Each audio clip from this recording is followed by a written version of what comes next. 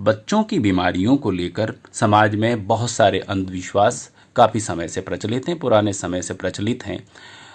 तो आप बताएं कि आपके सामने जो लोग आते हैं वो किस तरह के अंधविश्वासों को प्रदर्शित करते हैं, या उन्होंने ऐसा कुछ किया जिनकी वजह से कई बार बच्चों की जान को जोखिम बढ़ गया हो।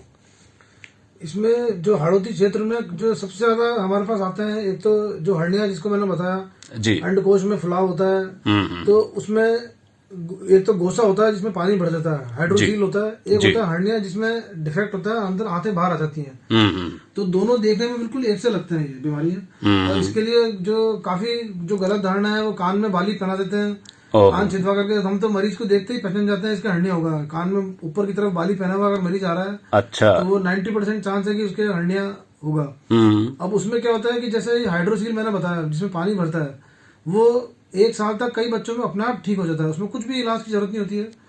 और जो हर्निया होता है उसमें तुरंत ऑपरेशन की जरूरत होती है और आंत फंसने का खतरा रहता है। अच्छा, तो ये जब जिसको इसमें फर्क नहीं होता, वो जैसे बाली पहना, मान लो हाइड्रोसील है, गोसा है, तो वो तो अपने आप ठीक हो जाएगा। तो वो गलत धारणा उसके कारण चल जाती है, वो सोचते हैं कि इसके कारण ठीक हो गया, जबकि वो तो स्वतः ही ठीक होने वाली बीमारी है। जैसे पीलिया होता है अपना आप ठीक हो जाता है, उसके लिए माला पहनो चाहे नहीं पहनो, वो तो एक साइकिल है 15-20 दिन की, 3 वीक की।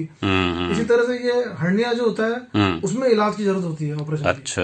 अब वो लोग इस गलत धारणा के चक्कर में हर्निया में भी बाली पहन के घूमते रहते हैं, और उसमें आंत फंस जाती है, पेट फूल जाता है, बच्चा सीरियस होता है जब लेके आते हैं, फिर उसका इमरजेंसी में ऑपरेशन करना। अच्छा, आपने कहा गोसा स्वतः ठीक होता है, तो ये क्यों हो जाता है और इसको किस तरह समझा जा सकता है? ये जब जो अपने गोलियां जब बच्चा नवजात पेट में होता है, तो गोलियां अंदर उसके गुर्दे के पास में होती हैं ये जी, फिर जैसे जैसे बच्चा 9 महीने का होता है, वो गोली नीचे सरकती हैं और अंडकोश में आती हैं जी। तो वो जो रास्ता होता है जिससे गोलियां आती हैं, जो मार्ग पैदा होता है वो बंद हो जाता है। कई बार वो रास्ता बंद नहीं हो पाता और उसमें से पानी जाता रहता है पेट से। ओके। तो वो हाइड्रोसील जिसको बोलते हैं वो होता है। पर वो जैसे जैसे बच्चा बड़ा होता है, तो वो अपना आप धीरे धीरे वो छेद बंद हो जाता है। तो वो जो उसके लिए कुछ इलाज की जरूरत नहीं होती। अगर साल 1.5 साल तक भी बंद नहीं हो या बढ़ रहा हो, तो ऑपरेशन करना पड़ता है। और अगर वही छेद ज्यादा बड़ा हो जाता है, तो उसमें से आते भी अंदर प्रवेश करना शुरू कर देती है।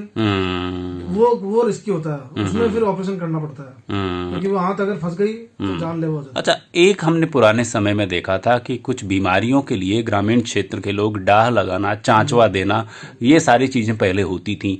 तो क्या अभी हमने काफी समय से कम मैंने तो नहीं देखा, लेकिन आपके पास में क्या कभी ऐसे लोग आते हैं जिन्होंने इस तरह से डाह लगा रखे हों बच्चों के, कुछ चांचवा लगा रखे हों? अच्छा, अभी भी आते हैं? जी आते हैं। ये अभी भी बहुत जगह ऐसे हैं जहाँ पे ये जो नीम हकीमी चलती है जी। और अभी कुछ माह पहले मेरे पास आया था बच्चा जिसके फेफड़े में मतलब निमोनिया और न्यूमोथोरेक्स हो रहा था, हवा भर रही थी, और उसके पूरे पेट पे 5-6 जगह उसको जला रखा था। और बच्चा निमोनिया के कारण तो सीरियस था ही, और जलने के कारण ज्यादा एकदम सेप्टिक हो गया था। तो उसको आईसीयू में रखना पड़ा, वेंटिलेटर में भी रहा, बड़ी मुश्किल से बच्चे को बचा पाए। तो ये जो अंधविश्वास के 2-3 उदाहरण हमने अभी पेश किए हैं, इनके ऊपर आप क्या कहना चाहते हैं?